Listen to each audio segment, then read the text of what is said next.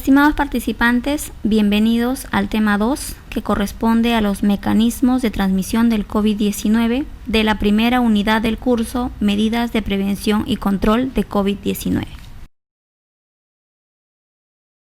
En esta presentación revisaremos la cadena de transmisión y cada uno de sus elementos. Para entender y enfocar adecuadamente las medidas de prevención y control de cualquier enfermedad infecciosa, es importante conocer su cadena de transmisión. Ahora, ¿qué entendemos por cadena de transmisión? Se dice que es la secuencia de elementos que intervienen en la transmisión de un agente desde una fuente de infección a un huésped susceptible. O sea, los pasos que sigue un agente causal desde su hábitat natural, vale decir reservorio, hasta que llega al hospedero susceptible. Como podemos ver en este esquema, la cadena epidemiológica cuenta con una serie de eslabones que constituyen el camino que sigue el agente causal de una determinada enfermedad hasta llegar al huésped susceptible.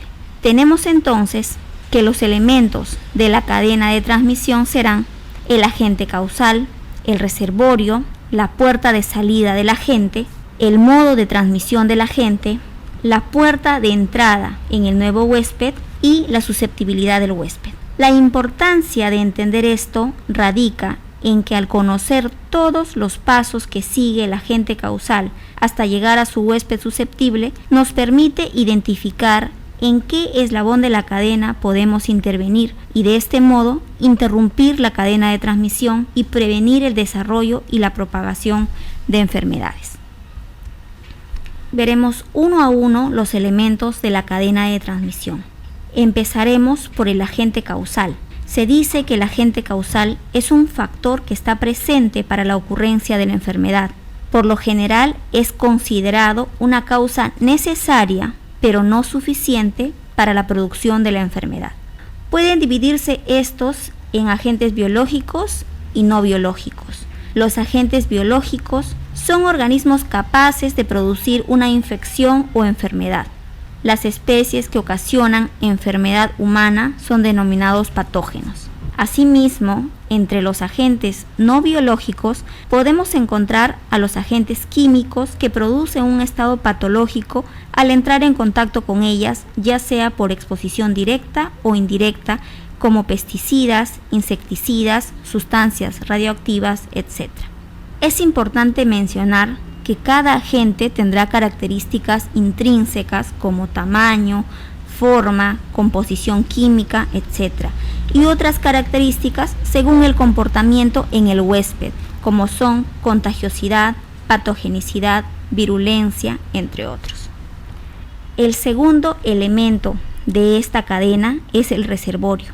Este es el hábitat normal en que vive, se multiplica y crece un agente infeccioso. El reservorio de agentes infecciosos puede ser cualquier ser humano, animal, artrópodo, planta, suelo o materia inanimada donde normalmente vive y se multiplica un agente infeccioso y del cual depende para su supervivencia, reproduciéndose de manera que pueda ser transmitido a un huésped susceptible.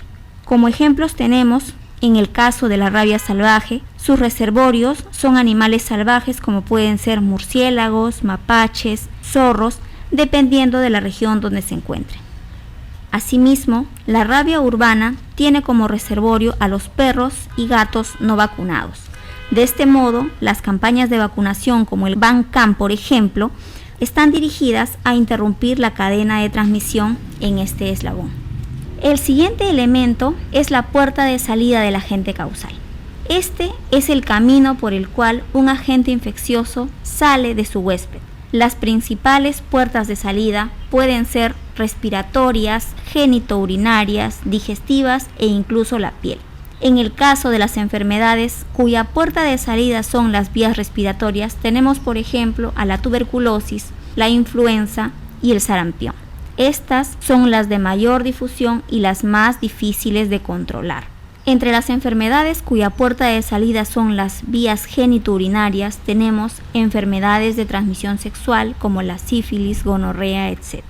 Con puerta de salida por vías digestivas tenemos a la tifoidea, hepatitis A, cólera, etc. La piel también es una puerta de salida para enfermedades como la varicela, a través del contacto directo con lesiones superficiales. El siguiente elemento viene a ser el modo de transmisión. Esta es la forma en que el agente infeccioso se transmite del reservorio al huésped. Los principales mecanismos de transmisión son transmisión directa y transmisión indirecta. En el caso de la transmisión directa, el agente infeccioso pasa de forma inmediata del reservorio infectado hasta la puerta de entrada del huésped susceptible. Esta ocurre a través de los besos, el contacto sexual, rociado por microgotas producto de estornudos y tos. Este tipo de transmisión se denomina también transmisión de persona a persona. En la transmisión indirecta, el agente infeccioso utiliza un intermediario para llegar al huésped. Puede ser a través de un vehículo o un vector o por el aire. La transmisión por vehículo ocurre por contacto directo a través de objetos inanimados como fomites, tales como ropa de cama, juguetes o instrumentos quirúrgicos, así como alimentos contaminados, agua y agujas mal esterilizadas. La transmisión por intermedio de un vector es el que ocurre, por ejemplo, con el plasmodio, que necesita del mosquito Anopheles, que vendría a ser su vector, para poder darse la transmisión. Y finalmente la transmisión a través del aire. Otro elemento de esta cadena es la puerta de entrada del agente causal. Este es el camino por el cual un agente infeccioso ingresa al huésped. Las puertas de entrada de un germen en el nuevo huésped son casi siempre las mismas empleadas para su salida del huésped previo. Sin embargo, hay ocasiones en las que las puertas de entrada y salida son diferentes. Vamos a ver algunos ejemplos. En el caso de la tuberculosis, la puerta de entrada y salida son las mismas y son las vías respiratorias. Un caso diferente es en el cólera, en la que la puerta de entrada y de salida son diferentes. La puerta de salida vendría a ser el ano, por donde se eliminan las excretas, y la puerta de ingreso, la boca, al consumir alimentos contaminados con residuos fecales. Finalmente, el último elemento, pero no menos importante de esta cadena de transmisión, es el huésped susceptible, el cual es un individuo o animal vivo que en circunstancias naturales permite la subsistencia o el alojamiento de un agente infeccioso. Para que se produzca una enfermedad infecciosa, el individuo debe reunir ciertos aspectos funcionales y estructurales. La susceptibilidad del huésped depende de los factores genéticos, factores de resistencia a las enfermedades y de las condiciones de inmunidad específica para cada enfermedad. Muy bien, ahora nos centraremos específicamente en el motivo de nuestro curso. El agente causal del COVID-19 es el virus SARS-CoV-2. Este virus está relacionado con el coronavirus asociado al SARS, que causó un brote de síndrome respiratorio agudo grave entre el 2002 y 2003, sin embargo, no es el mismo virus. Este nuevo virus fue descubierto y aislado por primera vez en Wuhan, China, tras provocar la pandemia de enfermedad por coronavirus del 2019 al 2020. Parece tener un origen zoonótico, es decir, que pasó de un huésped animal a uno humano. En cuanto al reservorio, es importante mencionar que los coronavirus se pueden transmitir de animales a personas. Esto es lo que denominamos transmisión zoonótica. Aún se desconoce si el virus pasó directamente desde murciélagos o hubo un animal intermedio. Sin embargo, se cree que el virus SARS-CoV-2 se transmitió de un animal vendido en el mercado de Wuhan, en China, al ser humano. Sobre la puerta de salida, lo que tenemos claro hasta el momento es que el virus sale a través de las vías respiratorias cuando una persona infectada estornuda, tose o habla.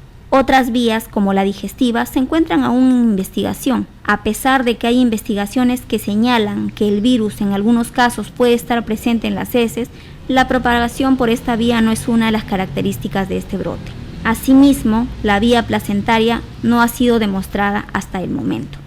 Respecto al modo de transmisión, de acuerdo con los datos disponibles, el virus del COVID-19 se transmite principalmente entre personas a través del contacto y de las gotas respiratorias. La transmisión por gotas respiratorias se produce por contacto cercano a menos de 1 metro de una persona con síntomas respiratorios, como por ejemplo tos, estornudos o inclusive al hablar. Debido al riesgo de que las mucosas de la boca y nariz o conjuntiva de los ojos se expongan a gotículas respiratorias que pueden ser infecciosas. Se puede producir la transmisión por gotículas a través de fomites en el entorno inmediato de una persona infectada. Una de las medidas de prevención es el distanciamiento físico, el cual se recomienda en función de este eslabón de la cadena de transmisión. Respecto a la transmisión de contacto indirecto, podemos decir que debido al peso y tamaño relativamente grande de las gotas, estas no pueden permanecer suspendidas en el aire por mucho tiempo y pueden depositarse en superficies de objetos. A través del contacto de las manos con estas superficies contaminadas, podemos llevar el virus hacia las mucosas de la cavidad oral, nariz y los ojos, provocando una infección. De allí que otra de las medidas de prevención es evitar tocarse la cara para prevenir el contagio. El siguiente esquema es muy interesante, ya que nos muestra toda la ruta que sigue el virus desde una persona infectada hasta un posible huésped susceptible y los dos modos de transmisión conocidos. Como se observa, esta puede ser una familia, una comunidad, en general un grupo de personas que comparten un espacio físico. Entre ellos puede haber personas infectadas, son las personas que aparecen en rojo, algunas de estas probablemente asintomáticas. Separemos del grupo a una de estas personas con la infección para mostrar nuestro ejemplo. Cuando esta persona habla, tose o estornuda, libera gotas que contienen virus hacia el aire. Si hay una persona cerca, por ejemplo a menos de 1 metro, estas gotas alcanzarán nariz, boca, ojos y de este modo el virus encontró a un nuevo huésped. En el segundo caso, cuando esta persona habla, tose o estornuda, las gotas conteniendo el virus caen sobre las superficies de objetos. Luego viene otra persona, coge estos objetos contaminados y posteriormente con la misma mano se toca ojos, nariz o boca y nuevamente el virus encontró un nuevo huésped. Respecto de la puerta de entrada del agente causal, el virus ingresa al cuerpo humano a través de nariz, boca y o conjuntiva ocular. Esto ocurre, como vimos en el slide anterior, al respirar gotas infectadas o tocando con las manos superficies contaminadas con gotas y posteriormente tocarse la boca, nariz o los ojos. Las medidas de control de infecciones van dirigidas a interrumpir la cadena de transmisión a través de medidas simples como el lavado de manos y practicar la higiene respiratoria, es decir, toser o estornudar sobre la flexura del codo o en un papel desechable e inmediatamente desechar el papel y lavarse las manos, así como evitar tocarse los ojos, nariz y boca. El último elemento de esta cadena es el huésped susceptible. Dado que el virus SARS-CoV-2 es nuevo en humanos, la población general se encuentra susceptible de contraerlo, ya que se carece de inmunidad, de tal modo que puede comprometer tanto a personas con inmunidad normal como a aquellas que tengan inmunidad comprometida. El factor determinante de si uno se infecta o no dependerá de la posibilidad de exposición. Por tanto, no se puede concluir que una mejor inmunidad reducirá el riesgo de infección. Para personas con función inmune deficiente, como ancianos, gestantes o personas con disfunción hepática o renal, la enfermedad progresa relativamente más rápido y los síntomas son más graves. Respecto del periodo de incubación y transmisibilidad, se ha estimado que el periodo de incubación de este virus es de 5 a 6 días por lo común y puede comprender entre 1 a 14 días. Por otro lado, la transmisibilidad del COVID-19 es el periodo en el cual la persona infectada es capaz de transmitir la enfermedad. Para fines de vigilancia en el país, se ha considerado que el periodo de transmisibilidad comprende entre 4 días antes del inicio de síntomas hasta 14 días después. Respecto a la letalidad, esta a nivel mundial al 5 de mayo es de 6.9%, la misma que varía en las diferentes regiones entre 4% y 9.2%. Recordemos que la letalidad del Perú al 5 de mayo es de 2.82%. Hay que aclarar que en las consideradas poblaciones en riesgo, la letalidad puede ser mayor. Muchas gracias a todos por su participación. Los esperamos en el siguiente tema.